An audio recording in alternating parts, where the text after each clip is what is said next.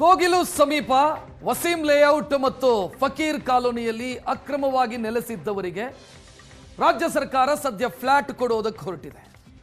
ಇದು ಬಿಜೆಪಿಯ ಆಕ್ರೋಶಕ್ಕೆ ತುತ್ತಾಗಿದೆ. ಬಿಜೆಪಿ ನಾಯಕರು ಇದನ್ನ ನಿನ್ನೆ ವಿರೋಧಿಸಿದ್ರು, ಇವತ್ತು ಸ್ಥಳಕ್ಕೆ ಭೇಟಿ ನೀಡೋದಕ್ಕೆ ಬಯಸಿದ್ದಾರೆ. ಅಕ್ರಮ ಒತ್ತುವರಿ ಮಾಡಿದ್ರು, ಮನೆ ಕೊಡ್ತಾ ಇದ್ದಾರೆ ಅಂತ ಬಿಜೆಪಿ ಆಕ್ರೋಶ ವ್ಯಕ್ತಪಡಿಸಿದೆ. ಬೆಳಗ್ಗೆ 11 ಗಂಟೆಗೆ ಸ್ಥಳಕ್ಕೆ ಭೇಟಿ ನೀಡೋದಕ್ಕೆ ಬಿಜೆಪಿ ನಾಯಕರು ಯೋಚಿಸಿದ್ದಾರೆ. ವಿಪಕ್ಷ ನಾಯಕ ಆರ್ ಅಶೋಕ್, ವಿಧಾನ ಪರಿಷತ್ನ ವಿಪಕ್ಷ ನಾಯಕ ಛಲವಾದಿ ನಾರಾಯಣ ಸ್ವಾಮಿ ಇವರ ನೇತೃತ್ವದಲ್ಲಿ ಬಿಜೆಪಿ ನಿಯೋಗ ಭೇಟಿ ಕೊಡೋದಕ್ಕಿದೆ. ರಾಜ್ಯ ಸರ್ಕಾರದ ಆಡಳಿತದಲ್ಲಿ ಕೆಸಿ ವೇಣುಗೋಪಾಲ್ ಹಸ್ತಕ್ಷೇಪ ಮಾಡ್ತಿದ್ದಾರೆ ಅನ್ನೋದು ಬಿಜೆಪಿ ನಾಯಕರ ಆಕ್ಷೇಪ.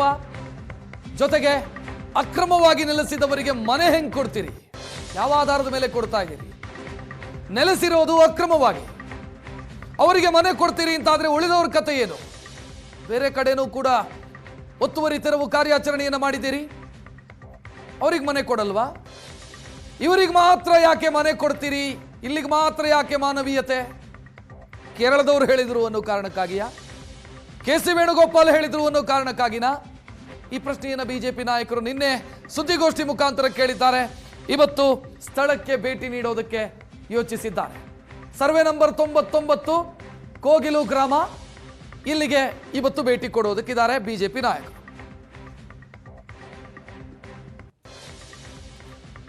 ಹೆಚ್ಚಿನ ಡೀಟೇಲ್ ನೀಡೋದಕ್ಕೆ ನಮ್ಮ ಪ್ರತಿನಿಧಿ ರವಿ ಶಿವರಾಮ್ ಫೋನ್ ಸಂಪರ್ಕದಲ್ಲಿ.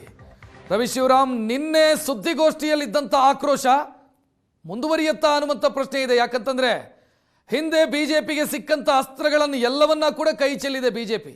ಇದನ್ನಾದ್ರೂ ಸಮರ್ಪಕವಾಗಿ ಬಳಸತ್ತಾ ಅಂತ? ಎಕ್ಸಾಕ್ಟ್ಲಿ ರಕ್ಷತ್. ಆದ್ರೆ ನಿನ್ನೆ ಬಿಜೆಪಿ ನಾಯಕರ ಪತ್ರಿಕಾಗೋಷ್ಠಿಯನ್ನು ನೋಡ್ತಾ ಇದ್ದಂತೆ, ಜೊತೆಗೆ ಇವತ್ತು ಅವರಿನ ಸ್ಥಳಕ್ಕೆ ಭೇಟಿ ಕೊಡೋದಕ್ಕೆ ನಿರ್ಧಾರವನ್ನ ಮಾಡಿದ್ದಾರೆ. ಈ ಎರಡು ಬೆಳವಣಿಗೆ ನೋಡ್ತಾ ಹೋದಾಗ ರಾಜ್ಯ ಬಿಜೆಪಿ ಈ ವಿಚಾರವನ್ನ ಬಹಳ ಗಂಭೀರವಾಗಿ ಪರಿಗಣಿಸಿದಂತೆ ಕಾಣ್ತಾ ಇದೆ. ಸಾಮಾನ್ಯವಾಗಿ ಹೈಕಮಾಂಡ್ ನಾಯಕರುಗಳು ರಾಜ್ಯದ ನಾಯಕರುಗಳಿಗೆ ಯಾವುದೇ ಸರ್ಕಾರ ಇರಲಿ ಒಂದು ಆಗಾಗ ಒಂದು ಆಡಳಿತಕ್ಕೆ ಅನುಗುಣವಾಗಿ ನಿರ್ದೇಶನಗಳನ್ನ ಕೊಡುವುದು ಸಹಜ. ಆದ್ರೆ ಎಲ್ಲವೂ ಕೂಡ ಮೌಖಿಕವಾಗಿರ್ತವೆ. ಆದ್ರೆ ಕೆಸಿ ವೇಣುಗೋಪಾಲ್ ಅವರು ನೇರವಾಗಿ ಟ್ವೀಟ್ ಅನ್ನ ಮಾಡುವುದರ ಮೂಲಕ ಸಿದ್ದರಾಮಯ್ಯ ಅವರ ಜೊತೆ ನಾನು ಮಾತನಾಡಿದ್ದೇನೆ, ಎಲ್ಲರಿಗೂ ಕೂಡ ಪರಿಹಾರ ಸಿಗತ್ತೆ ಅನ್ನುವಂತ ಸ್ಟೇಟ್ಮೆಂಟ್ ಅನ್ನ ಟ್ವೀಟ್ ಮೂಲಕ ಹೇಗೆ ಮಾಡಿದ್ರು, ಅದು ಸಹಜವಾಗಿ ಬಿಜೆಪಿ ಮಾಡ್ತಿರುವ ಆರೋಪಕ್ಕೂ ಮತ್ತು ಕೆಸಿ ವೇಣುಗೋಪಾಲ್ ಆಡ್ಕೊಂಡ ರೀತಿಗೂ ಕೂಡ ಎಲ್ಲೋ ಒಂದು ರೀತಿ ಸಿದ್ದರಾಮಯ್ಯ ಅವರ ಮೇಲೆ ಇವರು ನೇರವಾಗಿ ತನ್ನ ಅಧಿಕಾರವನ್ನ ಬಳಕೆ ಮಾಡ್ಕೊಳ್ತಾ ಇದ್ದಾರೆ. ಹೈಕಮಾಂಡ್ ಎನ್ನುವ ಕಾರಣಕ್ಕೋಸ್ಕರ ತಾನು ಹೇಳಿದಂತೆ ನಡ್ಕೊಳ್ಬೇಕು ಅನ್ನುವಂತ ಒಂದು ಮಾನದಂಡವನ್ನು ರೂಪಿಸ್ತಾರೆ ಅನ್ನುವಂತ ಏನು ಬಿಜೆಪಿ ನಾಯಕರ ಪ್ರಶ್ನೆ ಇದೆ, ಅದಕ್ಕೆ ಒಂದು ರೀತಿ ಪೂರಕವಾಗಿ ಆ ಟ್ವೀಟ್ ಕೂಡ ಇತ್ತು ರಕ್ಷತ್.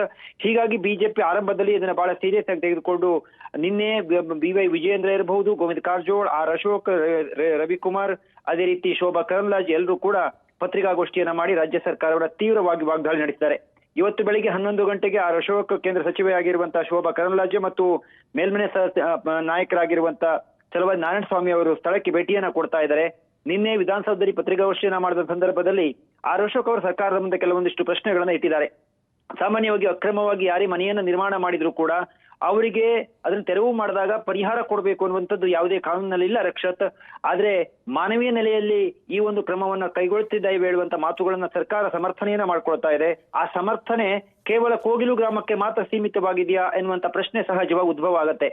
ಬೆಂಗಳೂರಿನಲ್ಲಿ ಅಧಿಕಾರಿಗಳು ನೀಡಿರುವಂತ ಮಾಹಿತಿಯ ಪ್ರಕಾರ 150 ಎಕರೆಯನ್ನ ಕಳೆದ 1 ವರ್ಷದಲ್ಲಿ ಒತ್ತುವರಿ ತೆರವನ್ನ ಮಾಡಲಾಗಿದೆ, ಬರೋಬ್ಬರಿ 40 ಸ್ಥಳಗಳಲ್ಲಿ.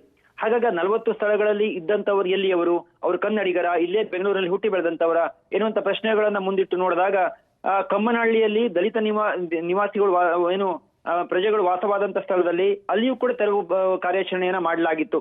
ಆದ್ರೆ ನಿನ್ನೆ ಗೋವಿಂದ ಕಾರಜೋಳ್ ಒಂದು ಆರೋಪವನ್ನ ಮಾಡಿದ್ರು, ಅಲ್ಲಿ 40ಕ್ಕೂ ಹೆಚ್ಚು ನೀವು ಮನೆಗಳನ್ನ ಹೊಡೆದಿದ್ದಾರೆ, ಅಲ್ಲಿಯೂ ಕೂಡ ಇವರು ಪುನರ್ವಸತಿಯನ್ನ ಕಲ್ಪಿಸಬೇಕು. ಕೋಗಿಲು ಗ್ರಾಮಕ್ಕೆ ಹೇಗೆ ನೀವು ಪುನರ್ವಸತಿಯನ್ನ ಕಲ್ಪಿಸ್ತಾ ಇದ್ರಿ ಅದೇ ರೀತಿಯಲ್ಲಿ ಅಲ್ಲಿಯೂ ಕೂಡ ಮಾಡ್ಬೇಕು ಅನ್ನುವಂತ ಆಗ್ರಹವನ್ನ ಬಿಜೆಪಿ ನಾಯಕರುಗಳು ಮಾಡ್ತಾ ಇದ್ದಾರೆ.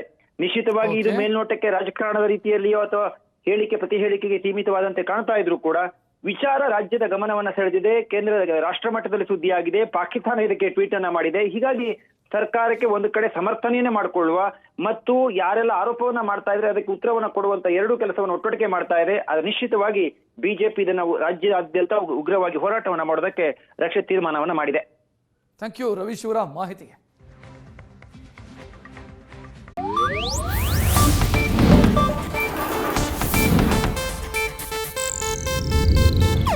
ಇದು ಏಷ್ಯಾನೆಟ್ ನ್ಯೂಸ್ ನೆಟ್ವರ್ಕ್ ಪ್ರಸ್ತುತಿ.